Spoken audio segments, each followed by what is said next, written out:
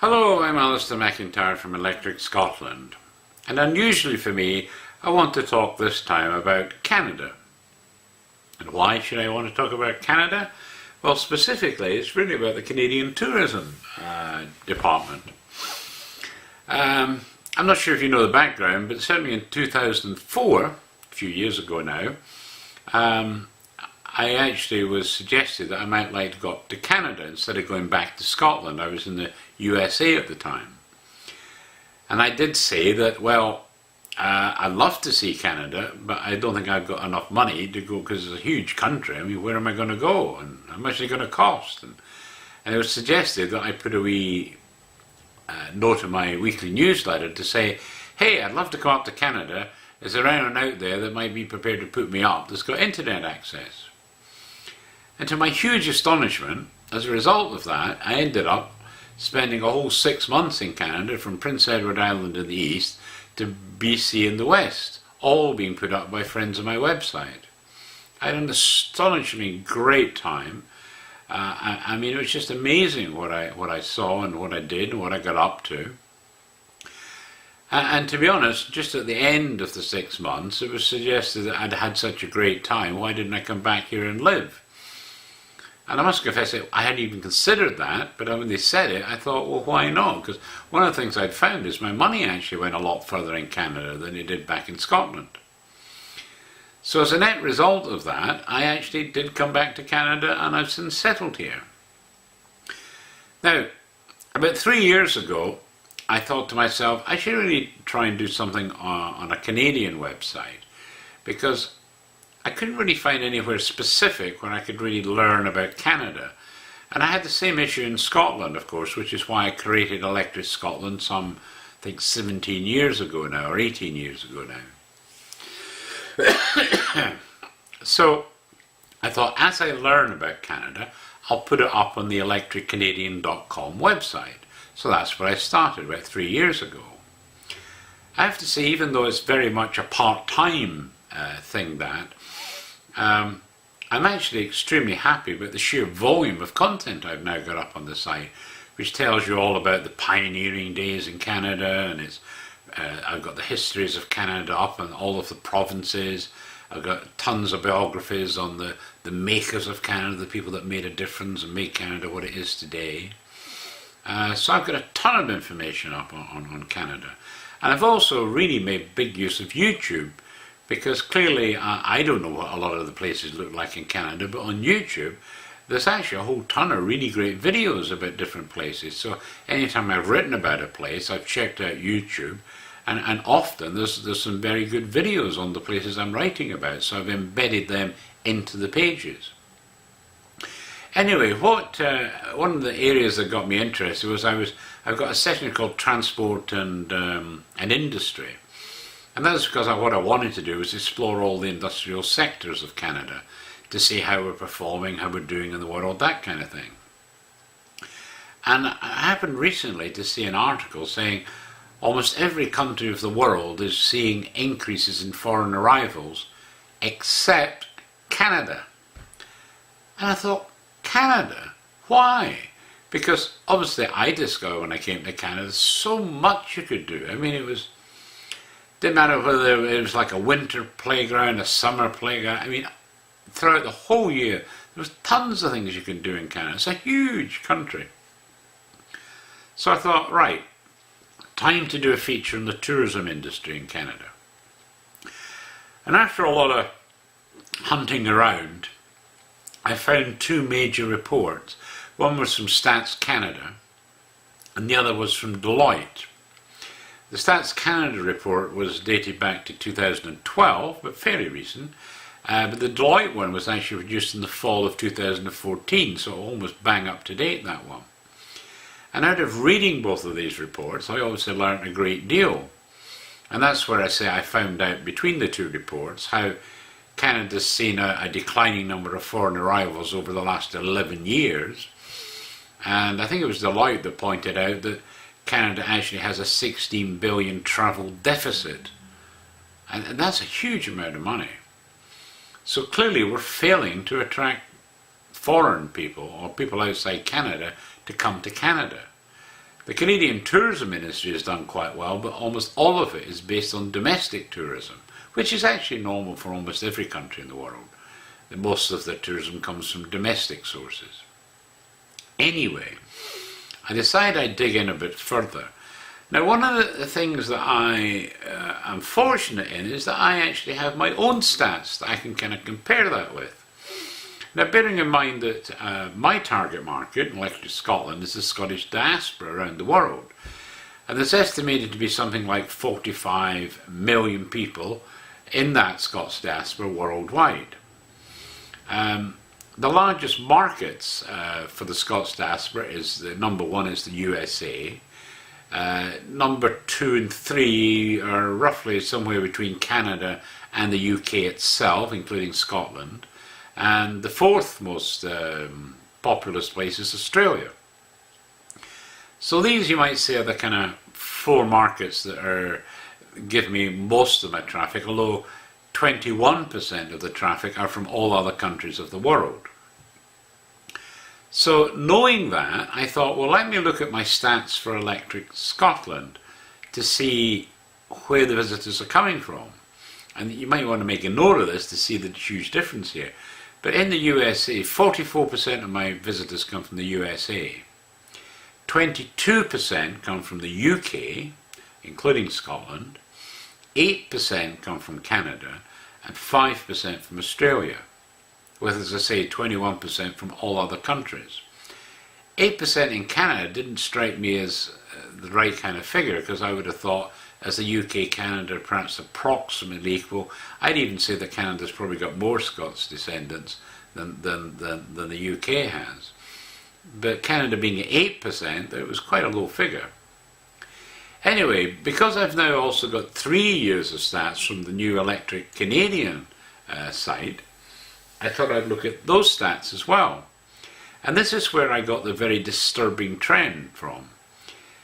In electriccanadian.com, 78% of the visitors come from Canada itself. 17% come from the USA, 3% come from the UK, leaving only 2% from all other countries. Now, to me, that actually told me the story that people outside of Canada aren't looking at Canada as a holiday destination, because clearly they're not trying to find out anything about Canada. And these figures, I mean, if you think about it, Electric Scotland 44% from the USA, Electric Canadian only 17%. Then I get 22% from the UK, Canada gets 3%. And only 2% from all the other countries of the world, like Germany, France, all those other countries, Australia, only 2% come from those countries. So to me, that's telling me that Scotland is not being, Canada is not being discussed when people decide they want to go for a holiday. So why is that? And I suppose this is where I first had to double check where most of the foreign tourists come from to Canada. And in fact, the top country, unsurprisingly, is the USA. But the next most important countries is the UK, France, Germany, and Australia. So again, I'm thinking, well, these are the next most important ones, and yet people that are coming to Electric Canadian site from those countries are tiny, apart from the USA, but that's again only 17% from the USA. So I thought to myself, I'm trying to think back and thinking, well, where's the problem with Canada? And I do remember that I got geography at school. Now, it's a lot of years since I've been at school, clearly. But all I really remember about Canada is talking about the Great Lakes and a couple of the big rivers in Canada. And it talked about the prairie provinces, and I think about a bit about market gardening on the Great Lakes in Ontario. And that was about the sum total of Canada at school. So the net result was I knew almost nothing about the Atlantic provinces at all, for example. But bearing in mind that when I went back to Scotland after my visit in 2004, clearly I talked to a lot of people, and I told them I'd just come back from Canada and I'd really enjoyed it. And you know, I hardly talked to anyone that didn't say, oh, one of my family live in Canada, or one of my ancestors went to Canada. I mean, literally almost everyone had a Canadian story to tell. So clearly there was a great knowledge about Canada per se, but I got the impression that no one really knew about Canada. Canada was like a country. They knew the country Canada, but knew nothing about it in detail. So taking that in view, I thought to myself, well, how are tourism dealing with it? And one of my thoughts was, I started to go around the tourism websites. Now, bearing in mind that I wanted to try and get a feel for tourism in each of the provinces, so I actually phoned the tourist department of every province in Canada. And I did ask the question, how are you doing with foreign arrivals? Every single one of them reported they were up. And I might add, the Canadian Tourism Commission also said, oh, we're up. Now that's a complete opposite to what Stats Canada and Deloitte report, in that we're down. Why should there be a difference? Well, I'll leave that to you to decide for yourself. But anyway, that was the results the provinces gave me as opposed to what the government gave me. So now I was thinking to myself, well, how do they promote Canada? And I did learn they do a lot of magazine advertising. And some of the magazines and newspapers for that are large circulation. But that also means that you need a large amount of money to get a decent advert in. I mean, like some magazines might cost you $100,000 to get a full-page colour advert because of the high circulation they have. You can get others for maybe a couple of thousand a month, you know, but clearly magazine advertising is expensive. The other one, obviously, is to have your own website, but I'm thinking website. They put a banner advert up on websites, and I might add, I've yet to find any website anywhere in the world that has a banner advert for either Scotland or for Canada. So I just thought I'd make that point. But presumably if you do find one and you click on it, it's going to go to the tourism website. And the fact that we're getting declining numbers of foreign tourists coming to Canada, clearly those websites are not converting people into actually coming to Canada. Therefore, there's a combination problem there. That's their own websites and their method of marketing Canada. Now again, if I refer you back to Visit Scotland conversations I've had in the past, I did ask Visit Scotland, do you advertise on the web? And they said yes. And I said, is it worth your while? They said, oh yes, because for every £1 we spend on the web advert, we get £71 back. And I thought, well, that's interesting. I wonder how they know that. But they couldn't tell me how they got that figure. But later, talking to the Canadian Tourism Commission, which is our equivalent in Canada, I asked them the same question. They said, oh yes, for every $1 we spend, we get $71 back. And I thought, that's funny, that's exactly the same figures as Scotland was quoting me. And I said, can you tell me how you come with that figure? They couldn't tell me about how they came up with that figure. So, you know, bells are ringing all over me saying that I'm getting a lot of duff information from the Canadian Tourism Commission and the province's tourism departments. So I thought to myself, well, maybe we have to come up with some kind of innovative approach and test it. Now, bearing in mind that I'm saying that it would appear that if they are advertising with banner adverts on the web, it's clearly not delivering, because their sites are not good enough to attract more people to come.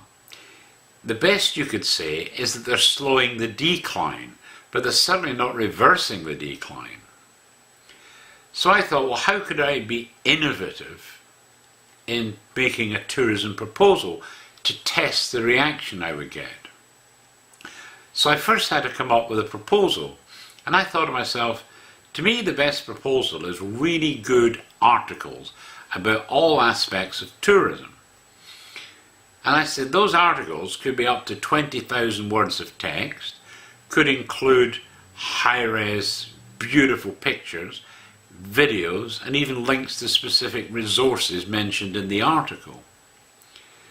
But I said to myself, I would put these articles up for free happily on my website. The problem is, probably only a few thousand would read them. Whereas I've got millions that come to my site. So my thought was, well, how do I get millions to read those articles? And to be honest, the only way I could come up with was to put a big banner advert in the header of my site, which is on all pages of the site. But rather than send them to the tourism website, I sent them to my site where I would store these great articles they were going to produce for me.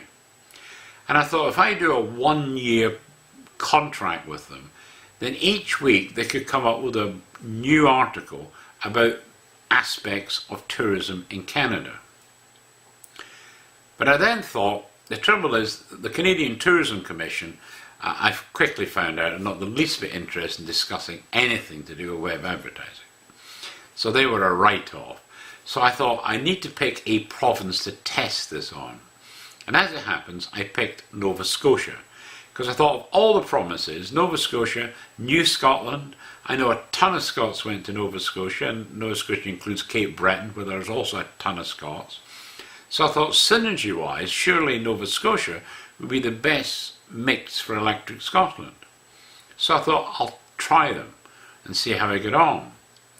So I first called the Department of Economic, Rural Development and Tourism and talked to one of the receptionists there, Adele, who I will say was very helpful in giving me a list of contacts she thought might be able to help with this project. So the first person I spoke to was Jessica Curran, who I was told was the head of Nova Scotia Community Culture and Heritage Department. After a brief chat with her, she basically said, no, this is of no interest to her whatsoever. I certainly appreciate her blunt statement, because so many people will not give you a yes or a no, and they just fob you off, and it's a real pain in the neck. So I much rather have a firm statement, at least you know who you are then. Although clearly, considering the amount of Scottish heritage and culture that is in Nova Scotia, you think she would at least have been interested in going a bit further into it. But no, very quickly she said, no, not of interest. So that's fine. One has to accept that. So the next contact I made, which I was able to get through to, was the Highland Heritage Farm. Although when I say I got through to, I have to say that I have never yet been able to speak to a person there, so I've had to end up leaving a message on their answering machine. And as a lot of days have gone by, they still haven't replied to the message. Then it was on to an April Hannon at the Visitor Services for Nova Scotia. She also said it was of no interest to her, and that might be quite correct, because at the end of the day, I understand that her job is to actually run the visitor centres, of which there are 7, I believe, in Nova Scotia, and a couple of other places. So I could possibly understand why that might not be of interest to her. I then contacted Adana Edgar at Windsor Marketing. I'm told that if I was to do a contract like I was trying to do, she would probably be the one to come up with the content for that type of article. She gave me a very fair hearing, and I did email her with some of my background facts and figures and a bit about the project. She said she'd be happy to talk to me again. I certainly haven't heard anything back from her email-wise, and I do intend to phone her up again, but I'm kind of presuming if she hasn't replied to the email, she's probably not interested. But I'll verify that. I then tried to contact a Catherine Wadden, who specifically runs their internet marketing department. Unfortunately, again with her, I just get the answering machine, and I've left a couple of voice messages, but she still hasn't returned the calls. I'm finding this is a theme actually in the tourism industry, that invariably you cannot get the person you're phoning, and so you have to leave a message, but almost sure as fate, they'll never return your call. And I think that's a big failing, to be honest. Anyway, I thought, as I'm clearly not getting really anywhere with Nova Scotia, although I will say I'm not quite finished with them, so things might change. I also put a report down for the Premier of Nova Scotia, that's Stephen McNeill. He's been the Premier of Nova Scotia for some time now. But I thought I'll send him a report. Now, I'm not expecting him to get back to me, because anytime you email a Prime Minister or a Premier or anything like that, usually their staff will filter the emails, and whether they actually get to read it is dubious in my belief. So he probably won't actually read it, and I'd be astonished if I got a reply. But nevertheless, I've made the effort to send him my findings, thinking that if he did read it, he might also be wanting to ask questions, you know. I have, of course, since tried to talk again to the Canadian Tourism Commission. I also thought while I was out there, because they're in BC, I might talk to a few other groups in BC, but got nowhere with them either. Now, I should explain that the proposition that I put was well thought out. As I say, the idea was to do a weekly, really good article about an aspect of tourism, either in the province or in Canada, with really beautiful pictures. I mean, I'm talking about someone that could do a 2,000 pixel wide picture, but we might thumbnail it to maybe 500 pixels on the page.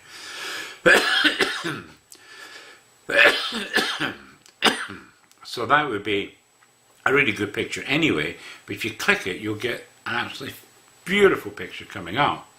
And I thought we could also include videos in it as well.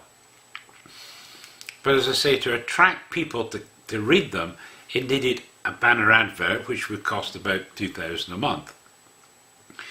So that's the proposal, but clearly that's not of interest. But I personally can't think of any other way you could take the web and really promote tourism in Canada that would work.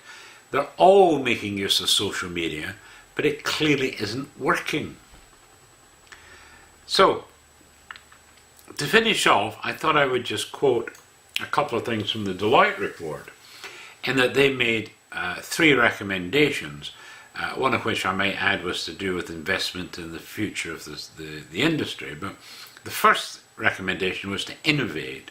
They said tourism organisations must respond to the trends transforming the industry. According to Canada's Federal Tourism Strategy, which is welcoming the world, organisations should diversify their offerings and create new products that appeal to new demographics and meet the needs of travellers from a range of cultural and geographic backgrounds. The second recommendation was invest in the business. They said Canada's Federal Tourism Strategy, Welcoming the World, also advises tourism companies to invest in their businesses, upgrading their tools and technology to improve efficiency, productivity and competitiveness. And so, as you can see, there's a big effort about innovation, but from what I've seen of the tourist industry, it's hidebound. It's not changing.